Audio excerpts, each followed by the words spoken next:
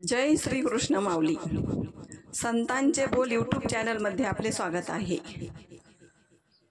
आपण पहिल्या 2 अभंगामध्ये सांगितलेला आहे का दशरथ राजा कैकईला डोहाळे विचारायला गेले होते आणि कैकईनं दशरथ राजाचं मन दुखवलं 2 वर मागून.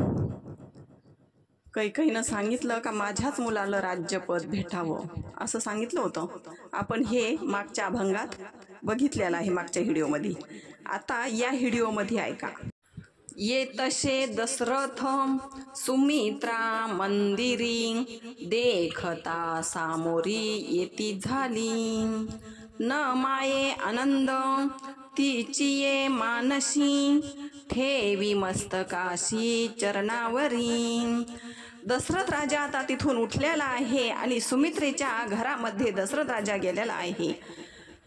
त्या सुमित्रेनं दशरथ राजाला बघितलं आणि बघितल्या उठून स्वागत केलं आणि तिला एवढा आनंद झाला होता. गेली आणि लगेच दशरथ राजाच्या पायावर तिचं मस्तक ठेवलं आणि तिला एवढा आनंद झालेला आहे सुमित्रेला का तिला काय बोलावं काही सुचत नव्हतं. घालोनी आसन प्राक्षाळी चरण, सर्वांगी लेपन तीर्थोदके. गंध धूप दीप पुष्पाच्या माळा, अर्पुनी तांबुळा उभी राहे. त्या सुमित्रेला एवढा आनंद झालेला आहे का मी दशरथ राजाचं स्वागत कसं करू असं तिच्या मनात येत आहे.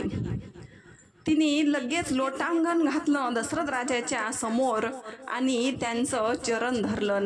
नाथ, खरोखर मला एवढा आनंद झालेला आहे ना नाथ, मी काय सांगू, शब्दात वर्णन करता येत नाही हो नाथ. खरोखर आपलं भाग्य उजळलेलं आहे. म्हणून ती सुमित्रा सर्वांगी लोटांगण घालत आहे दशरथ राजाच्या समोर आणि सगळे तीर्थ आणून तीर्थाचं स्नान घातलेलं आहे. त्या सुमित्रेनं गंध धूप दीप पुष्पाच्या माळा वगैरे एवढं छान त्या दशरथ राजाची पूजा केली त्या सुमित्रेनं आणि त्यांना पानाचा विडा दिला आणि हात जोडून उभी आहे का नाथ, खरोखर आपलं भाग्य उदयाला आलेलं आहे. आपल्या 3 राण्या गरोदर आहेत. मला खूप छान वाटत आहे नाथ. कैकईचे दुःख विसरला राव, पाहुनिया भाव सुमित्रेचा. होती जे डोहाळे तुझी मानसी, सांग मज पाशी पतिव्रते. त्या कैकईचं दुःख दशरथ राजा विसरून गेलेला आहे आणि दशरथ राजा सुमित्रेला सांगत आहे, अगं सुमित्रे, किती करशील ग तू, किती सेवा करशील, बस ना आता. सुमित्रा, अगं मला तुझ्याशी बोलायचं आहे ग.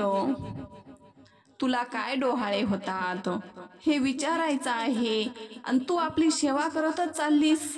किती सेवा करशील ग, बोल ना ग सुमित्रे. तुला काय आवडतं, तुला काय वाटतंय, तुझ्या जीवाला तुझ्या मनाला काय वाटतंय हे मला सांग. प्राणनाथा ऐशे वाट तसे जीवा, वडिलाची सेवा अहर्निशी. आवडे हे एक न आवडे अनिक, द्यावे मज एक हेची आता. प्राणनाथा, माझ्या जीवाला असं वाटत आहे का ज्येष्ठाची सेवा सतत करावी असं मला वाटत आहे. मला वाटतं मी किती सेवा करू आणि किती नाही. मला एकच आवडतं, बाकी अनेक काहीच आवडत नाही. आवडे हे एक ना आवडे अनेक.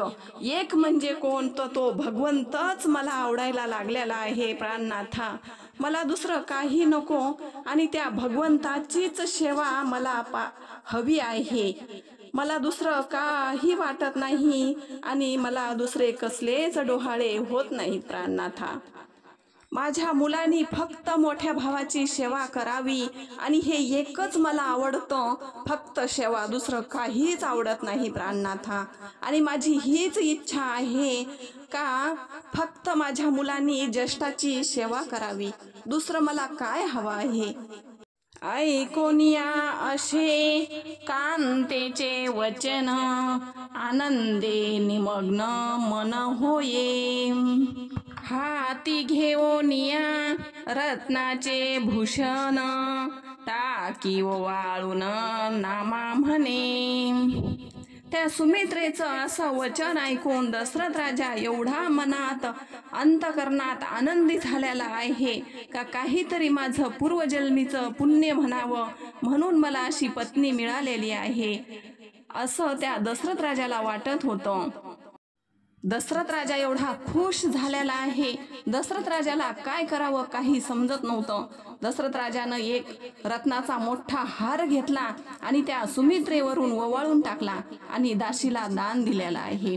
एवढा दशरथ राजा खुश झाला का खरोखर माझं काहीतरी पूर्वीचं पुण्य म्हणावं, म्हणून आज असं मला सुमित्रा बोलते आणि सुमित्रेचा गौरव पाहून तर खूप आनंद वाटलेला आहे दशरथ राजाला. आणि दशरथ राजा आता खूप उत्साहाने आपल्या येणाऱ्या मुलाची वाट बघत आहे.